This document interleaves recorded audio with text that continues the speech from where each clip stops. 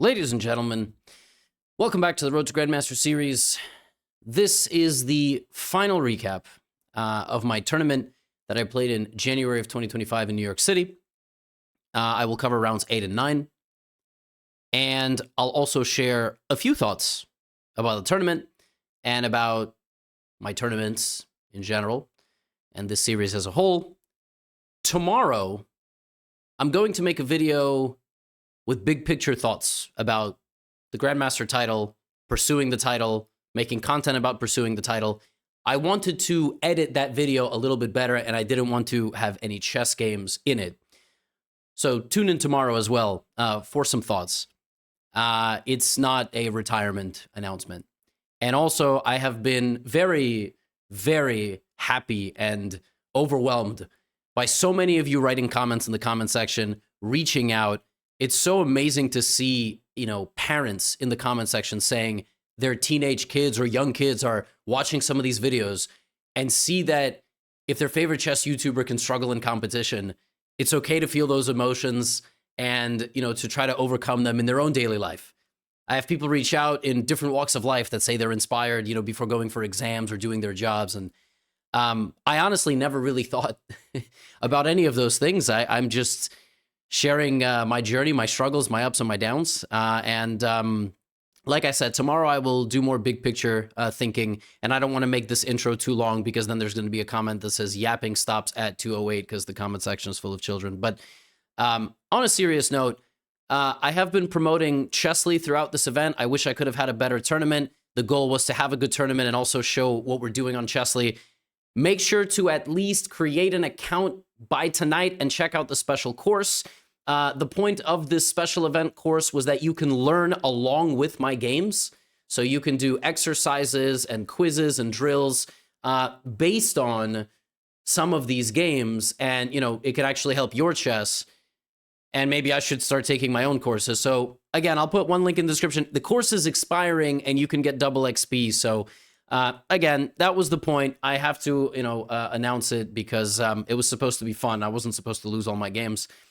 Now, let's cover these last two games, and tomorrow I will make a big picture video where I address everything from, why I said what I said about Hikaru coverage of my games in the second round, and now Hans Niemann is offering to coach me, and everything in between. In the 8th round, I was playing Irene, I think that's how you say her name, Lutzinger. She's a Russian girl. I think she's either 13, 14, or 15 again, I have no idea. But she's had a pretty good tournament. She won a bunch of games. She also had a really good tournament right before this tournament, so she's already gaining 100 FIDE, but I'm playing her when her rating is 21-27, but unofficially it's 22 something. And she was a fan. We chatted a little bit in Russian, took a picture together. It was very sweet. It was very nice. And I opened with d4, and once again, I went back to the Shrimpowski. I was pretty tired. I didn't really know what she was going to play. I didn't particularly want to prepare much. And she played c5. And obviously here, white can play many things like e3. But if e3, there's, lines with queen b6 and so on. There's also d5. And so I played knight c3, which is a tricky line and is designed to get her to capture in the center and then for me to rotate my queen over. But she played the best move instantly, which was this. And then I played e4, which is one of these kind of gambit-like lines where if d takes e4, white can either play d5 or even d takes c5, and it's just an interesting position.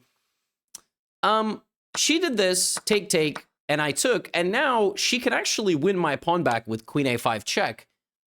And I would play c3, she would take. I would give her a check, attacking the king and the pawn. She would likely block. And then I would go here, and I analyzed this position ages ago, and of course it's equal, but it's a position. Bishop f5, queen c4, and then we just play chess, and this is the game. But she thought for a long time here, and I was kind of surprised she didn't, blitz out the rest of the opening, and then she traded queens, which I guess was the solid choice. Because, yeah,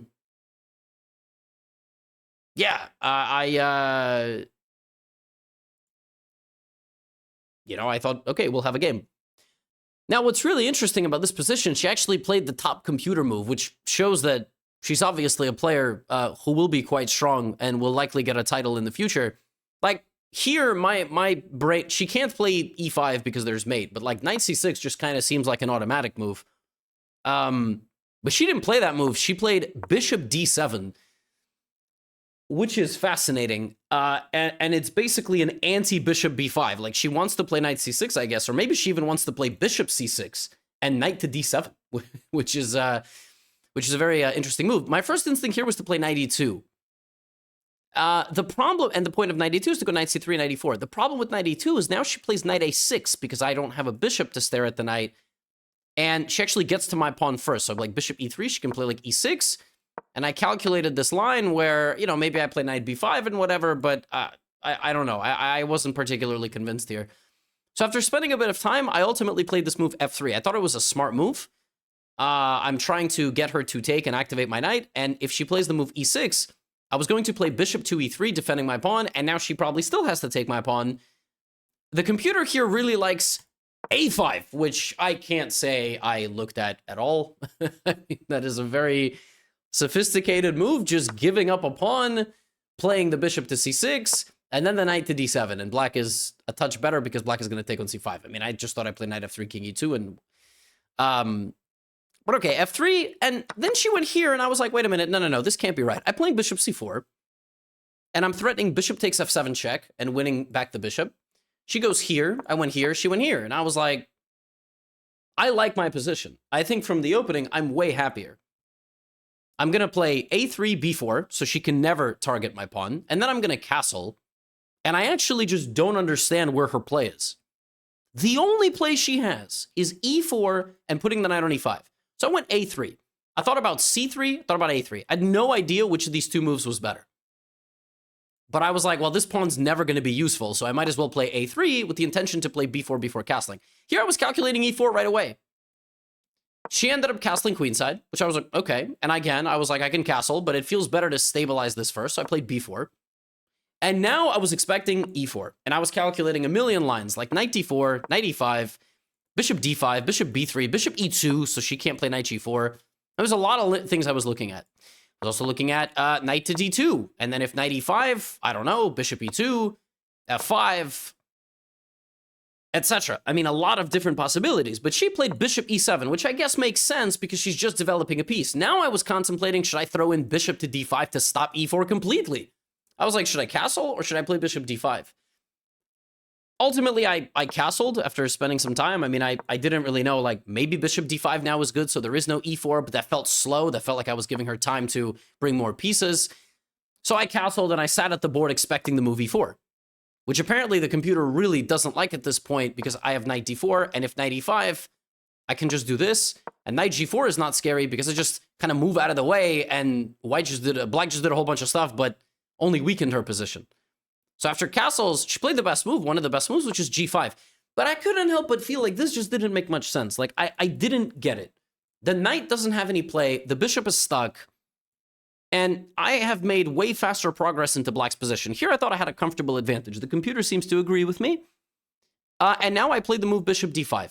So clearly she's trying to come down here, and my idea here was that if she goes here, first of all, I stop e4, second of all, I have this plan. And then if she goes here, I was like, you know, I have the other option to play knight h4 and knight f5 and potentially jump into the weak f5 square. So both plans are good, d2 and h4. d2 makes sense because I sort of just cleared out. If knight d2, she was going to play f5. Knight c4, she was going to play f4. Bishop f2, she was going to probably play h5. And now it's a race. Who is going to win the attack first? So I saw this. I was like, maybe this is good for me. Maybe my attack is faster. I would go like g3 probably, and if f3, b5, and I'm just like crushing, or apparently not. I should play c3 to stop knight d4, and then b5. Okay, fine, fair enough. And then, you know, she went g4, I played knight h4. But throughout this tournament, and really in every tournament where I'm doing poorly, I just cannot have stable thoughts. And I'll tell you what I mean by that. I make a move, right? And I think it's the best plan. And as you see here, it is. I'm much better. Oh, slightly better. You know, she plays a move like king c7. And here my plan had been to put the knight on f5. Knight f5 doesn't quite work now, I thought, because she has like some moments she can jump in with the knight. It doesn't quite work because I can sack my rook and play here. And here I just have a very comfortable position where black has no play at all and is completely limited. And I can even walk my king to the center. And yeah, like if she ever tries to play b6, I just play c6, c7 and she can resign. So when I played knight h4, I started having doubts like, oh, I'm blundering tactics. Oh, like, what am I doing? You know, she goes king c7. I play here to like be really safe against knight d4, just make an improving move. But I could have played knight f5. Like there was nothing wrong with knight f5. But again, it's just a lot of like, oh, I'm doing the wrong thing. I'm allowing tactics. I'm missing moves. Okay, I played c3. She went here, and now I went knight f5. And again, my intention here was that it's an improvement because there is no knight d4 stuff. But, you know, then she went bishop f8, and now I have a very big advantage, and it's sort of a matter of, like, what do I do now? Like, do I keep improving the position? Do I jump in and try to execute a strong plan? I had a lot of ideas. I thought about playing knight g3 here and just adding pressure. I thought about playing c4 and making sure there's never any tactics on my bishop. I thought about the move that I played in the game, which was knight h6 to try to go to f7. Everything is good.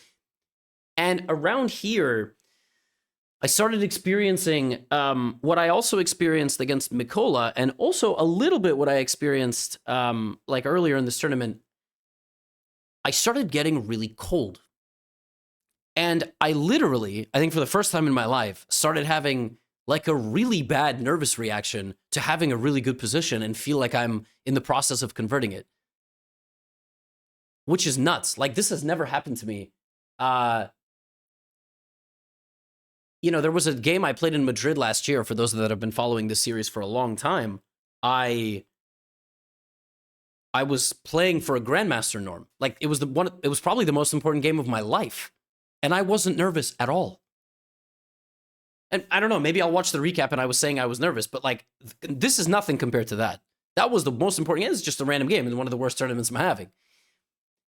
And now when I get to these positions, I just want to win so bad. Like, I just want it to be over. I want my efforts to pay off. You know, I went knight h6. I'm threatening this. If she takes, there is this move. You know, here she finds knight e7, which was kind of a nice idea, targeting my bishop. I just went c4, and her idea was to go here, here, and knight f5. And she's obviously just attacking my bishop. And my first instinct was, what if you just retreat the bishop? Like, you retreat the bishop, f6 is a target, she can't really move her knight, you know, she's going to play rook f8.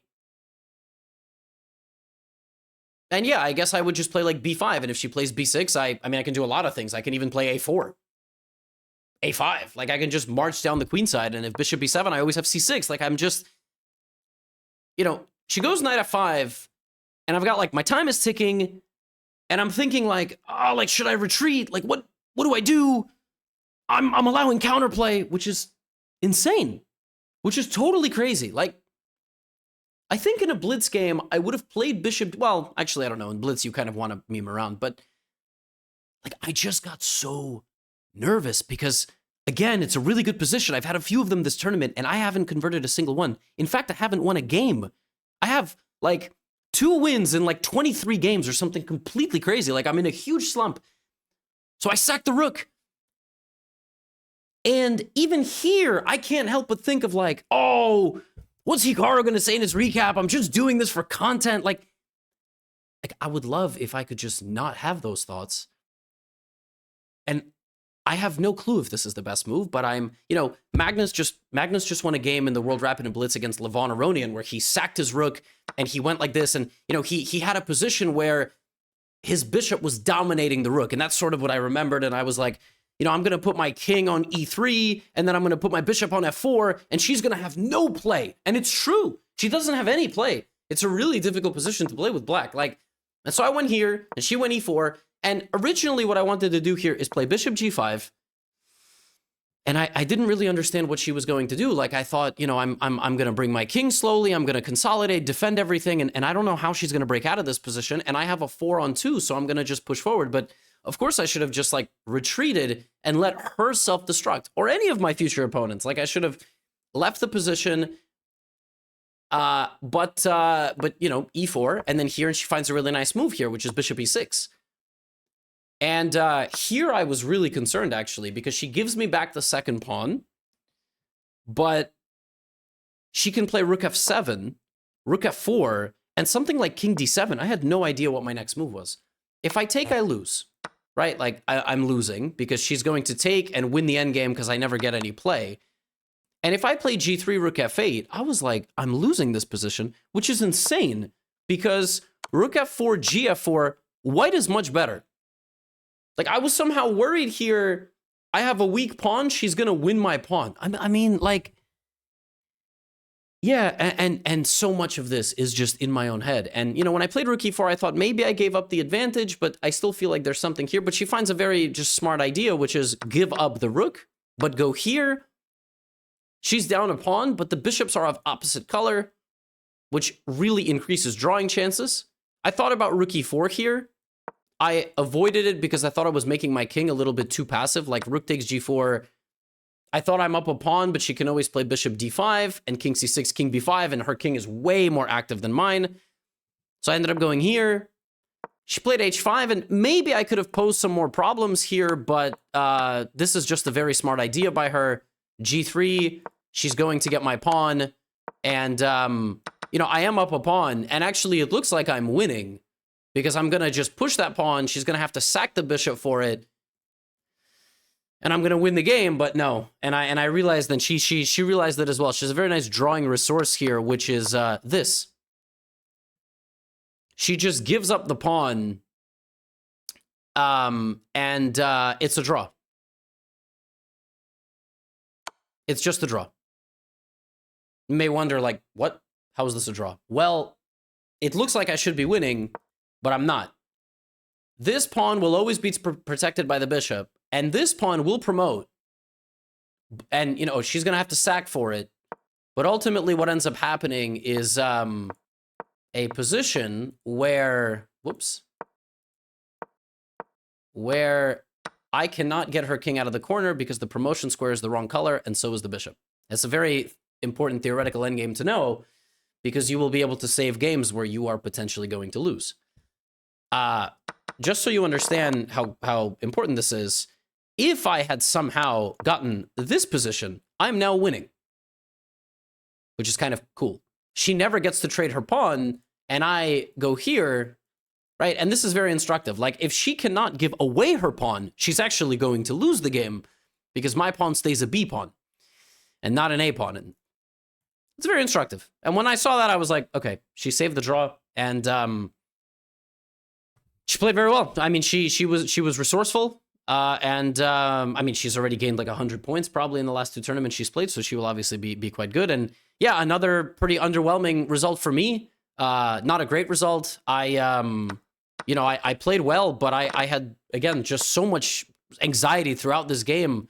Like, of course, I had a feeling retreating the bishop and having the bishop pair and more space was the right move, but I just couldn't gather myself. And like I said, I have not felt this way in tournaments ever. I mean, even a few years ago when I was quite nervous when I was playing, it really wasn't this bad.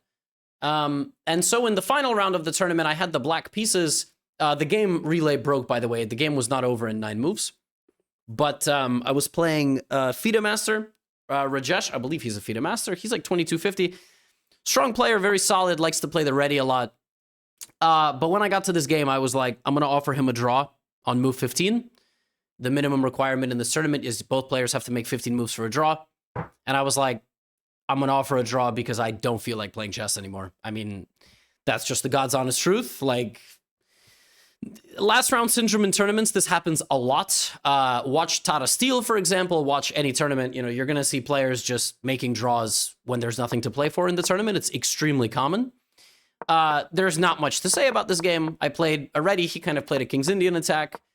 And after knight d7, the game was not a draw. He took my bishop. He went e4. I don't know why none of this made it into the replay. I thought about playing c6 here, and I thought maybe he will start some sort of attack. Ultimately, I took the pawn. If he had gone here, I would have probably just blocked out his bishop. He went here. We traded, and I played c6.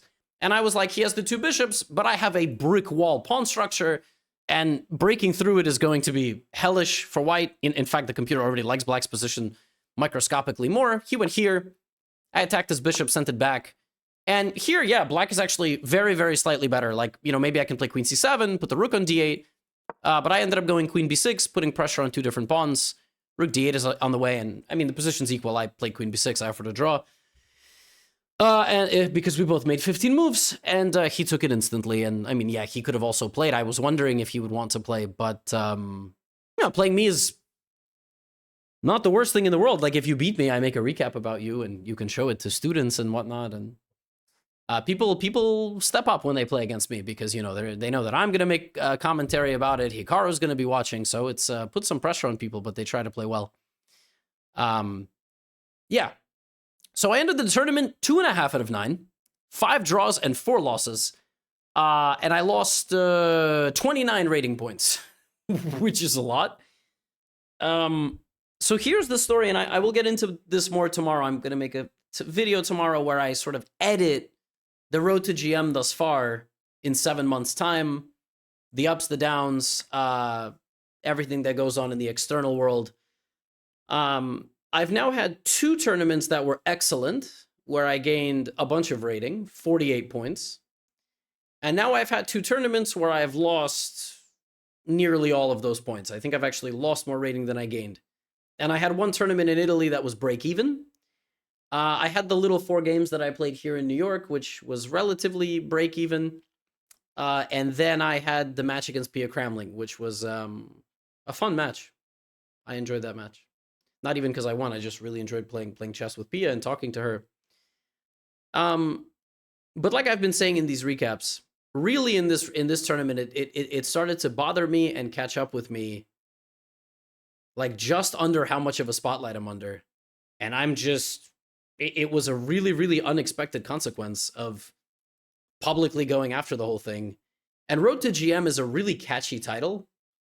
But I'm so far away from Grandmaster ability in classical chess, it's not even funny. Like, it's one thing to either root against me getting the title or believe that I won't get it, which people are very publicly saying that they don't think I'll get the title.